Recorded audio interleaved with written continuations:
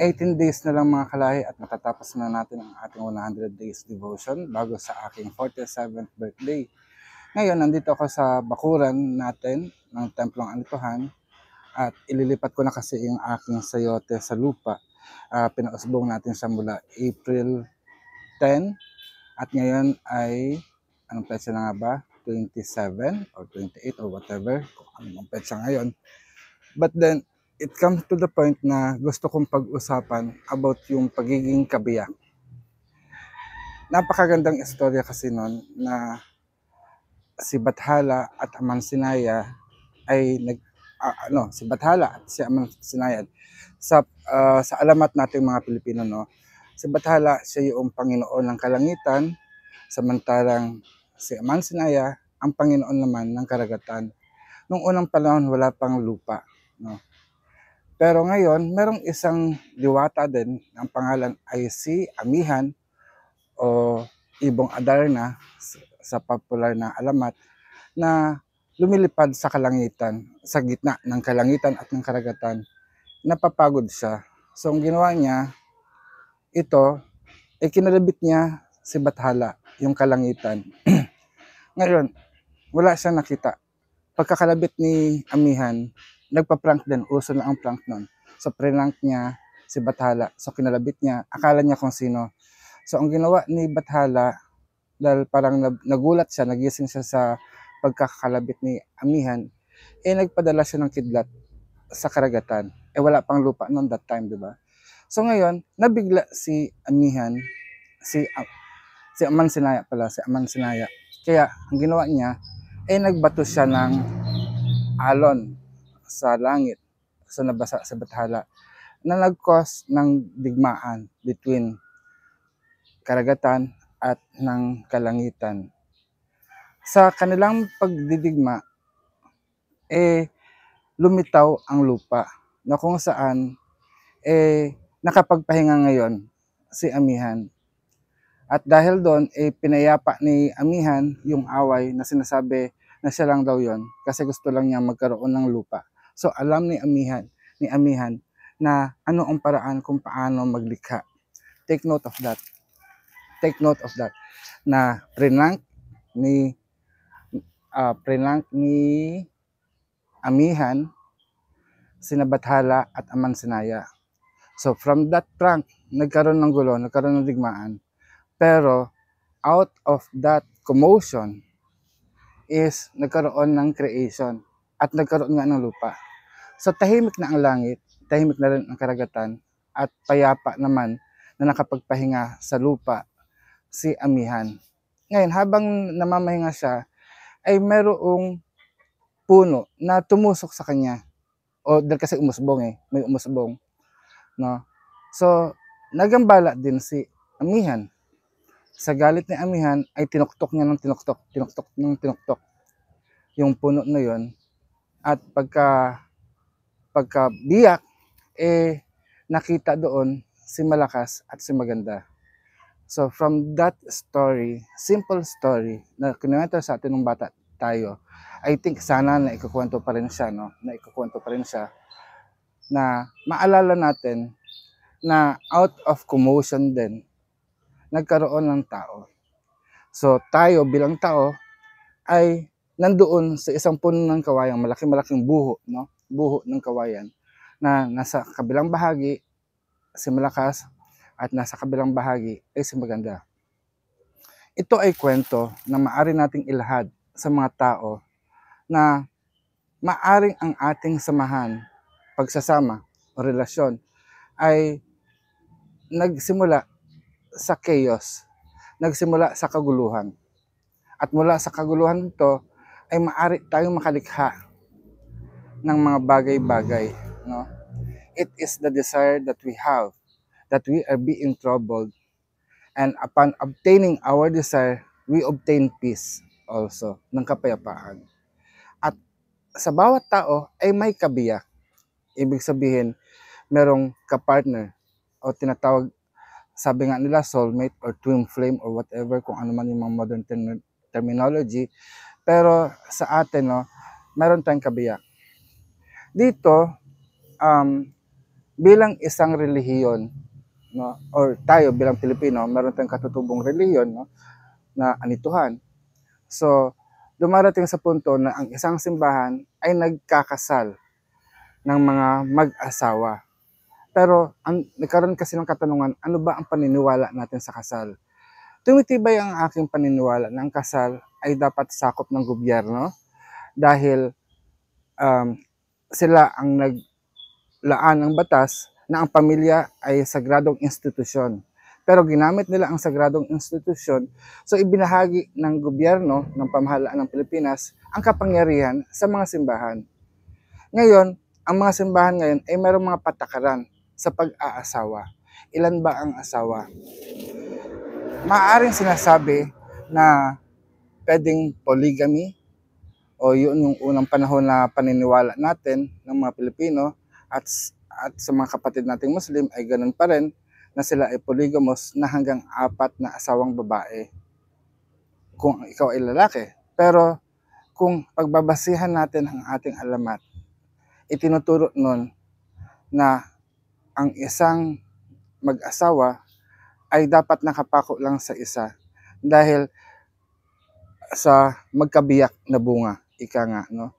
So napakaganda dahil pinaalalahanan tayo ng ating mga diwata, ng ating mga ninuno, kung ano ba ang sinaunang pananampalataya.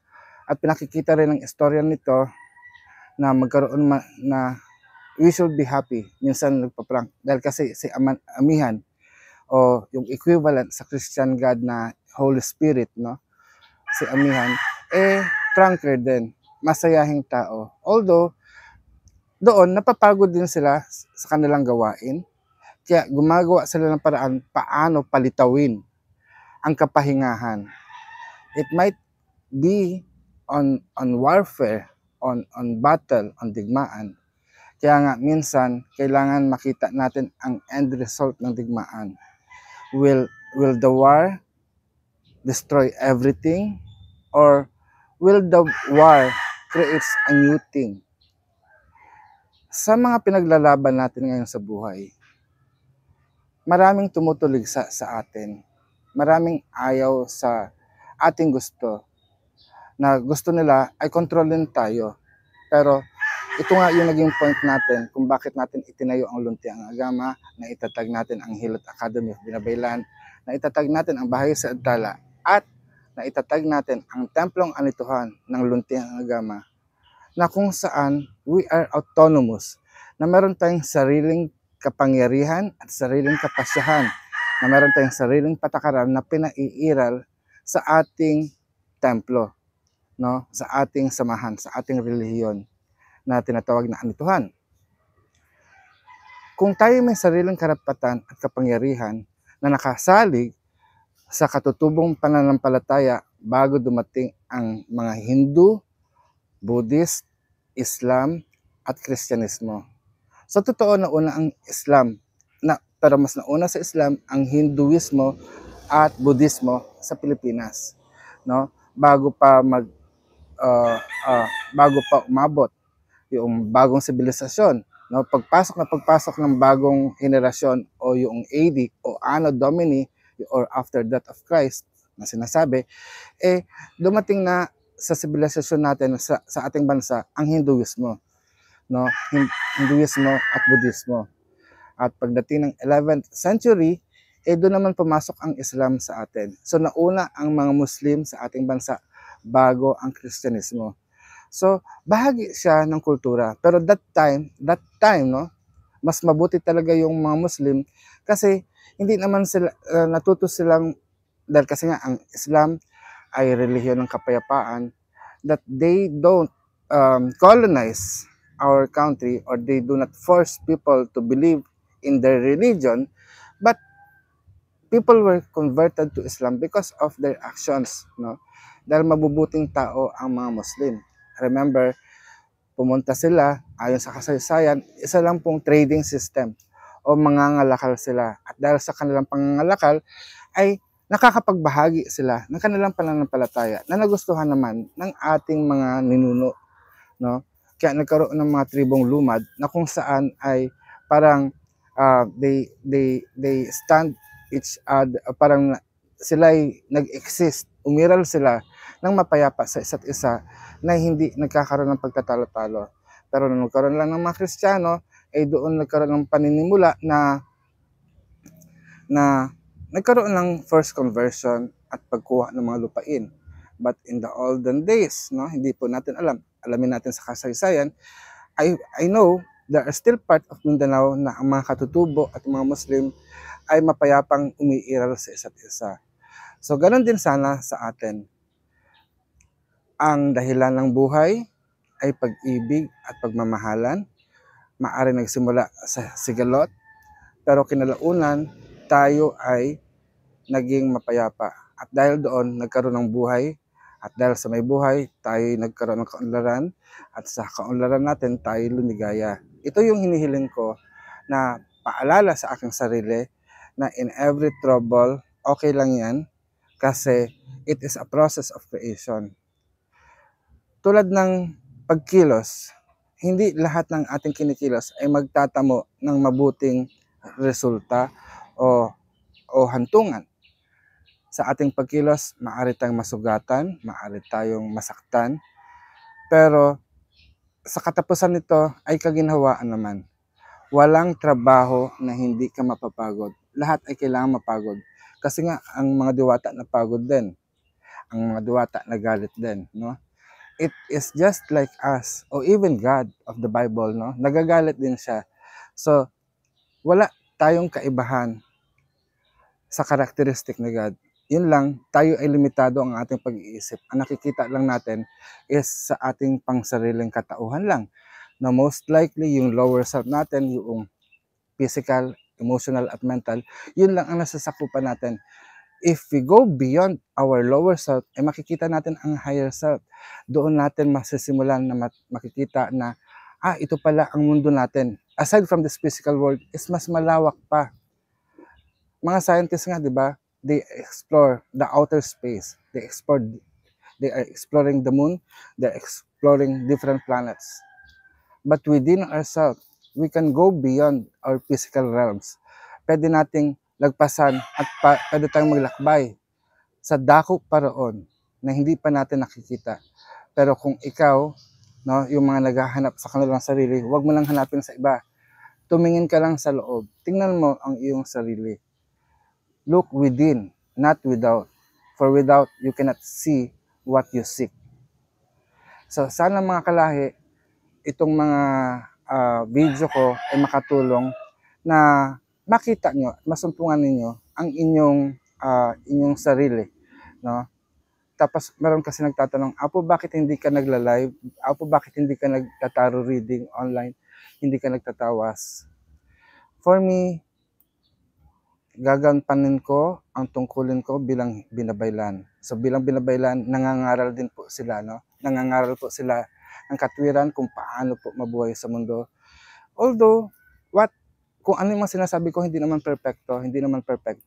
Kung nais nyo po na magkaroon ng pagtatawas, pagtataro reading, o pagsasangguni, no? Maaari po kayo pumunta sa akin. Email nyo po ako. Actually ngayon, yung aking TikTok account, pinadali ko na. Makikita nyo ang aking email, makikita nyo ang aking, ang aking, ano nga ba yun? Ang aking telephone number at aking address. So madali nyo na po ako mapuntahan. Kaya nga lang mga kalahi, please, paalala lang. Bago po kayo pumunta, tumawag muna kayo. Ipaalam nyo na darating kayo at sabihin nyo anong pakay ninyo. Kasi hindi po ako available na makipagkwentuhan sa inyo ng 24 hours, no? At kung nais nyo po talaga, is pwede po kayong pumunta ng linggo, meron tayong pag-aaral, no? Meron po tayong donasyon o limusan dito, 500 per session po tayo, no?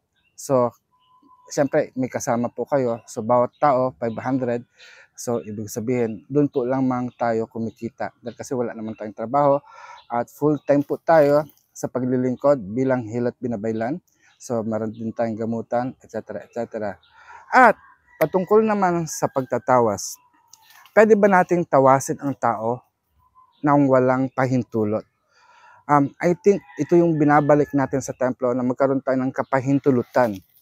Parang kulam na rin kasi yan na kung hindi ka yung kulang o panggagaway na sinasabi na bibigyan mo ng sakit ang isang tao na walang kapahintulutan, is dapat din, pag ikaw ay nagtawas, may pahintulot. Ito yung free will. Kasi nga, bawat isa sa atin may free will eh. Mayroong sariling kapasyahan na kung kailangan ba natin siyang tawasin o hindi.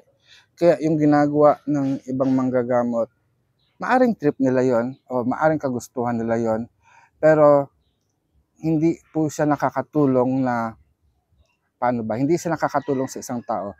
Ibig sabihin, invasion of privacy, invasion of spiritual privacy. Ang ating espiritu ay may kalayaan, may ganap na kalayaan. Maaring pumunta ang espiritu niya, but you have to confirm kung talaga lumalapit ang espiritu sa iyo. But if the spirit of individual will go, parang maghahanap ng tulong, it will go directly to the diwata. And the diwata will parang pupukawin yung kaisipan ng kapamilya ng taong pasyente para sila ang humingi ng tulong. No? So, even yung pagsabi ng kamatayan and even prediction of death, no, we have to, maganda nakita natin yung prediction na yun, pero we have to act in order to prevent or in order to prolong. Pero siyempre, may kapahintulutan pa rin to ng pamilya at yung tao na mamamatay kung gusto pa niyang mabuhay o gusto niya nang mamatay. Sa Amerika nga mayroong tinatawag na DNR, do not resuscitate, just in case na siya ay mamamatay na, no? Makakasuhan yung mga healthcare provider na buhayin ang gusto ng mamatay. So ganun din po tayo, no? Magkaroon tayo ng kaisipan na always as concerned, bigyan natin ng kalayaan ng bawat isa, huwag nating kontrolin. Kaya yung ating gayuma, hindi siya pang kontrol ng ibang tao. Nais nating magkaroon ng natural na pagmamahalan at hahanapan po natin ng solusyon yan. Hahanapan po natin ng solusyon, ipagdarasal po natin, pag-aalay po natin, no, na para ang taong gusto mo ay mapaibig sa iyo. Kaya ito muli ang Apa-Adman ng Templo Anituhan ng Luntiang Agama. Samahan nyo kaya ako magtanim. Gusto ko magkaroon ng mga balag dito, no? Pero anyway, maraming salamat sa inyong panonood. Mayari na. Pag-asatin. Paalam.